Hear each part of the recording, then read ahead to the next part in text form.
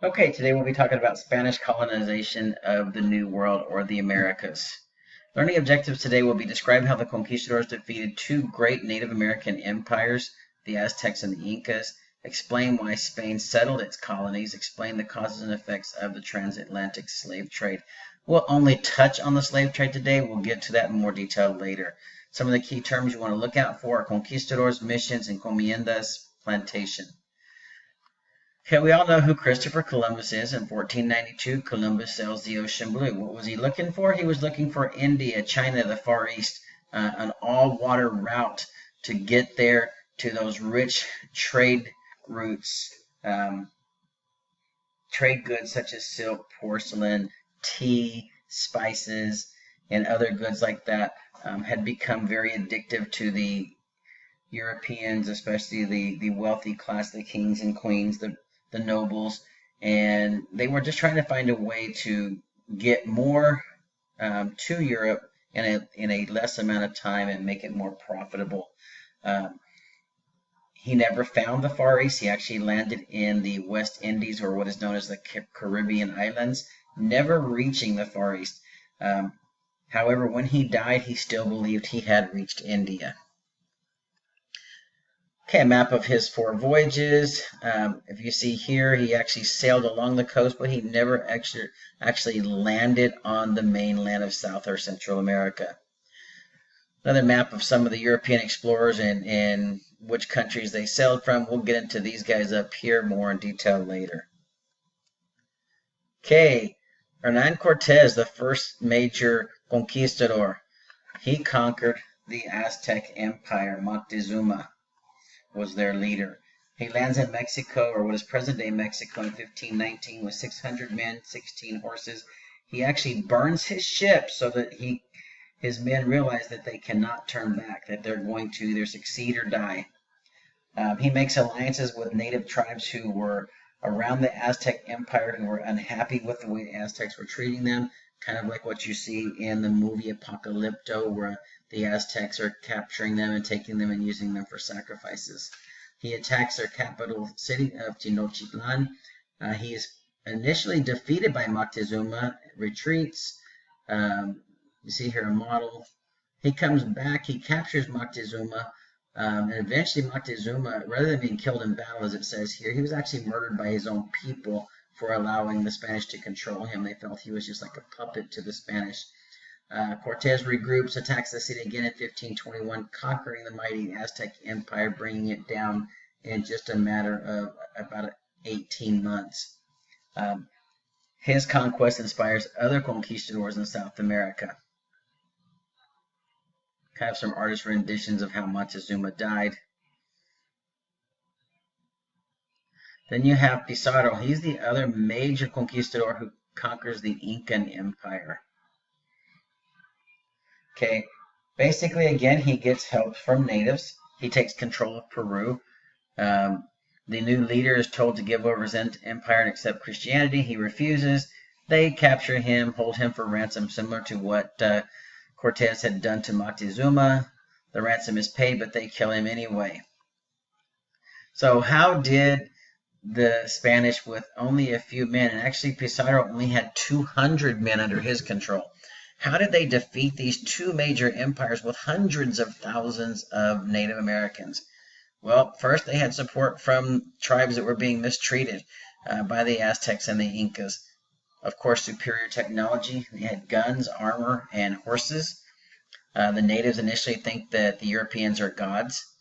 But the big killer is disease. Smallpox, the flu, cholera, diseases that were not as harmful to the Europeans because they had built up immunities over hundreds of years of exposure, whereas the Native Americans had no resistance to these diseases, and they died by the thousands, hundreds of thousands, and even millions. Between 1537 and the end of the 17th century, roughly 90% of the population had succumbed to disease.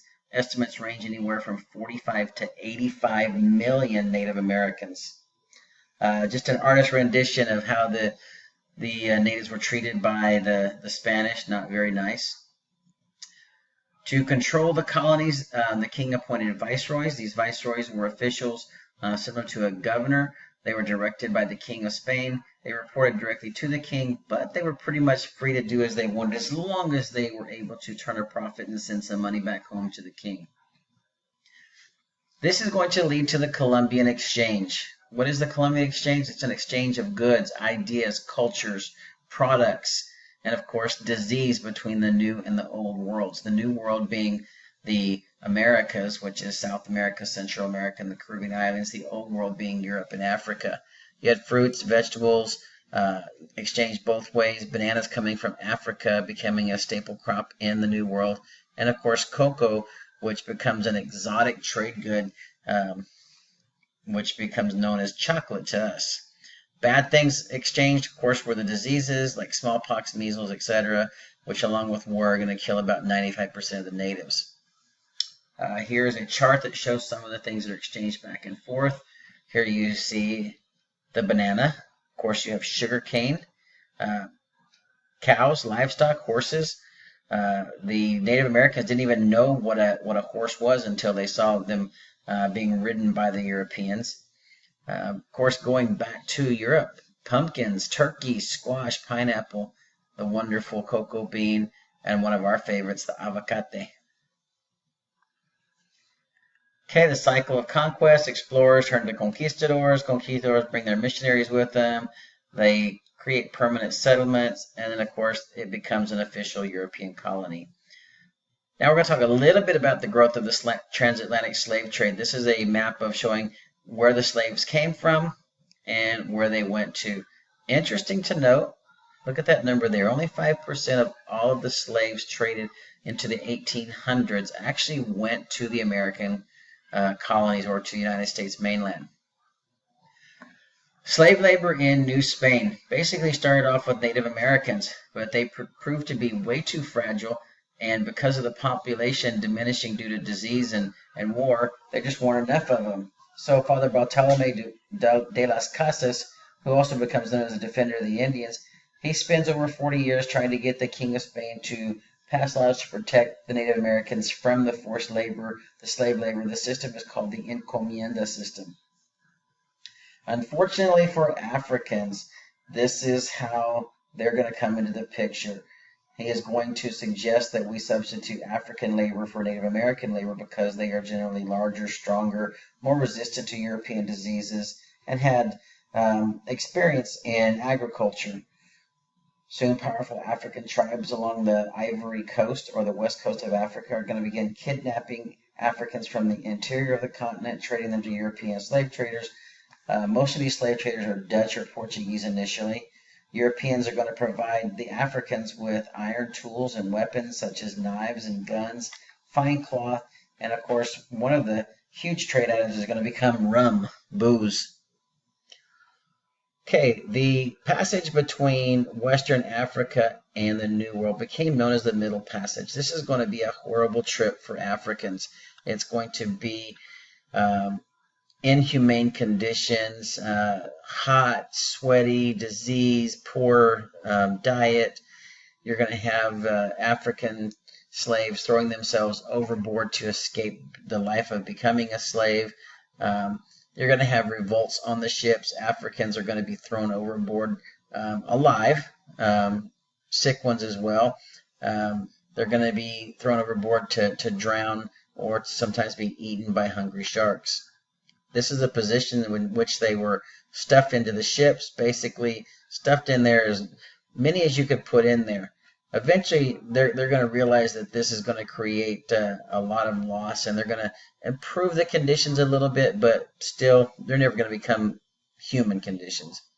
Again, a slave ship here, you see how they're packed in, as you might say, packed in like sardines. Most of them are going to go work on the Brazilian sugar mills and plantations along with the Caribbean sugar mills, Cuba, the Caribbean islands. And this is going to be very harsh treatment. They're going to have cruel working conditions. The sugar plantations are going to be hot, long working hours, often working 16, 20 hours, and sometimes even 24 hours a day during the harvest season. Most are literally going to be worked to death within 16 to 18 months. The life expectancy of a sugar plantation slave was very, very short. Mercantilism. This is basically the theory, the economic theory, that the wealth of a nation is tied to its power. The more money, the more power. It has three main goals. Make as much money as you possibly can. That's called profit from natural resources, raw materials such as gold, silver, timber, crops, sugar, rum, whatever. Establish a favorable balance of trade. Basically, you're going to take these raw materials back home, turn them into a finished product, and then you're going to sell them back to your colonists for a profit. Make more money than you spend. And of course, colonize, create colonies, claim as much territory as you can. There's going to be a class system in the colonies. You have the Peninsulares on top. These are Spanish-born, purebred Spaniards. They are basically like royalty. Next are the Creoles. These are pure Spanish-born, but they are actually born in the colony itself, not in Spain. They're treated like second-class citizens. Mestizos, mulattos, and then you have Native Americans and black slaves. Mestizos are basically, you're going to have your Spanish and Indian mix. This is going to be your Indian or your Spanish and slave mix, I'm sorry. And then you have Native Americans, black slaves, and then you have a mix between slave and Indian. Okay, the Catholic Church obviously had a huge influence in the New World as the official religion of Spain and Portugal, France. They were all, the church was basically the Catholic Church. Don't worry about this here. This shows a map of the Spanish Empire here. You had the Portuguese Empire here, and very small sets of colonies by. You had the Dutch, the English, the French, and the Swedish to a very small degree. But obviously, in the initial stages of colonization, Spain is going to be the top dog. They're eventually going to control most of this all the way down to the southern tip of South America, Florida, the West Indies, all the way up into what is now present-day Oregon, Texas, California, Utah, Nevada, all that area.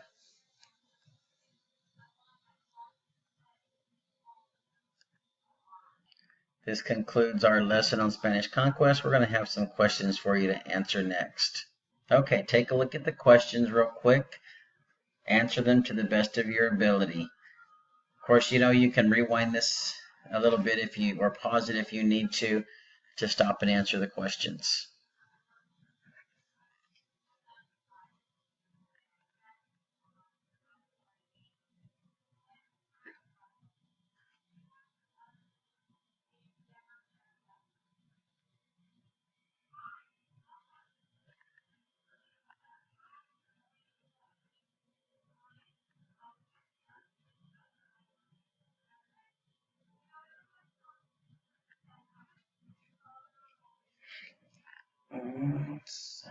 Again.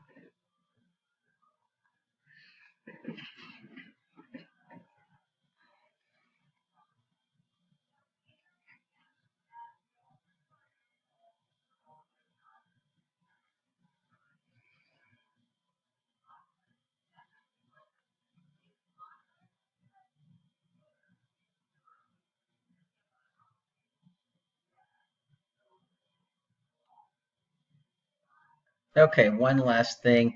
With your group or partner, go ahead and take a few moments to briefly explain the 3 Gs of early Spanish and European exploration and colonization. Those would be gold, glory, and God. Give a brief description of what you think each one of them meant.